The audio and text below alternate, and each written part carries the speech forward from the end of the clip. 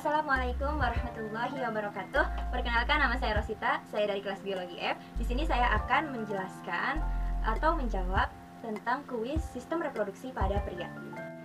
Ada 5 pertanyaan yang telah diberikan, yaitu berupa kuis. Yang pertama, pertanyaannya itu, apa sajakah hormon-hormon yang berperan pada sistem reproduksi laki-laki? Jadi, hormon-hormon yang berperan dalam sistem reproduksi laki-laki itu ada 6. Yang pertama itu follicle stimulating hormone atau biasa yang kita kenal dengan FSH.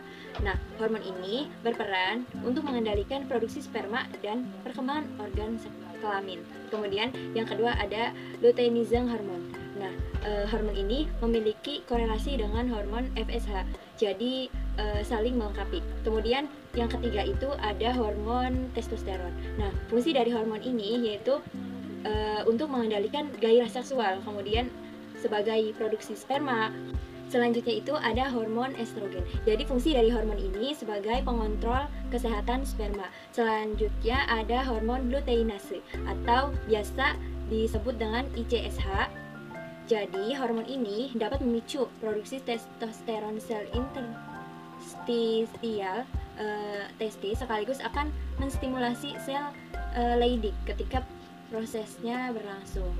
Jadi yang kedua yaitu bagaimana proses spermatogenesis terjadi.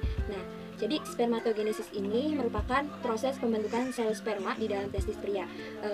Jadi prosesnya yaitu pertama, sel sperma diproduksi pada tubulus seminiferus di dalam testis. Nah, kemudian di dalam dinding tubulus itu banyak sel yang tersebar secara acak atau yang biasa disebut dengan sertoli. Kemudian sel ini akan berfungsi untuk memberikan makanan kepada sel sperma yang belum matang. Kemudian sel sperma yang telah matang atau yang biasa kita tahu bahwa itu namanya spermatogonia. Kemudian spermatogonium atau sel induk sperma ini memperbanyak diri dengan cara meiosis dan mitosis. Dari spermatogonium, sel sperma akan berubah menjadi spermatosit primer secara mitosis. Kemudian setelah spermatosit primer membelah secara meiosis menjadi spermatosit sekunder yang akan berukuran sama. Jadi melalui tahap meiosis kedua ini, spermatosit sekunder membelah diri lagi menjadi 4 spermatid yang sama dan ukurannya. Spermatid ini merupakan tahap terakhir pembentukan sel sperma yang matang atau biasa yang disebut dengan spermatozoa dan siap dikeluarkan bersama dengan air mani ketika seseorang pria mengalami ejakulasi. Kemudian pertanyaan yang ketiga itu bagaimana sih cara menjaga kualitas sperma? Jadi dengan cara kita tidak merokok, kemudian membatasi konsumsi alkohol, kemudian atur tingkat stres, dan jangan lupa makan makanan yang sehat seperti sayuran, kemudian dan jangan lupa untuk bergerak. Kemudian yang keempat itu bagaimana alur pengeluaran semen. Jadi alur pengeluaran semen ini dimulai dari tempat reproduksi sperma, yaitu pada tubulus seminiferus. Nah, setelah selesai diproduksi, maka sperma akan ditampung sementara di epididymis yang berupa saluran berlekak-lekuk di luar testis. Kemudian sperma akan mengalami masa pematangan di dalam epididymis.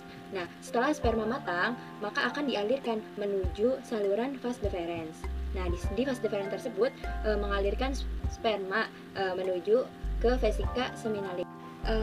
Di dalam vesika seminalis ini sperma akan disimpan dan ditampung serta akan diberikan nutrisi yang dihasilkan oleh vesika seminalis tersebut. Hal ini berupa cairan semen. Jadi setelah vesika seminalis penuh, maka sperma beserta cairan semen akan dikeluarkan melalui ductus ejaculatoris yang akan membuat pengeluaran sperma menjadi sebuah luncuran yang lebih kuat. Kemudian sperma dan cairan semen ini akan keluar melalui uretra yang panjang. Kemudian yang kelima itu apa sajakah kelainan pada sistem reproduksi pria? Jadi ada beberapa sistem kelainan pada sistem reproduksi pada pria. Yang pertama itu ada hidrokel, yang kedua ada hernia inguinal, yang ketiga ada kanker penis, kemudian ada pembengkakan skrotum. Oke, terima kasih. Mungkin itu saja yang dapat saya sampaikan. Kurang dan lebihnya saya mohon maaf. Saya akhiri. Wassalamualaikum warahmatullahi wabarakatuh.